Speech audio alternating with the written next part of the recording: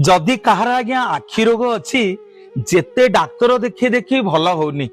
चलतु जीवा श्री जगन्नाथ क्षेत्र श्री क्षेत्र को बाटरे मो माँ बाट मंगला को दर्शन करवा से बाटरे आग को गला बेले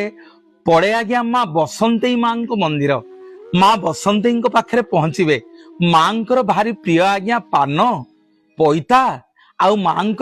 सबुठु प्रिय हूँ चंदन पान पैता और चंदन मो माँ को जाची देवे आपणकर जेमितिका आखि रोग हो आज्ञा डाक्तर आपन को फेरई देइछंती अनेक औषध खाइलेनी भल होनी मो माँ बसंती कृपारू जेमितिका आखि रोग आज्ञा आपणकर भल हो जिवो कहानी की गप कहूनी आज्ञा एई माँ बसंती कृपारू अनेक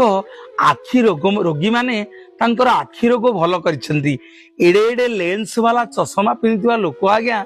माँ बसंती कृपारू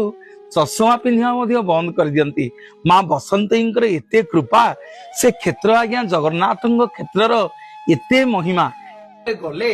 पान पैता और चंदन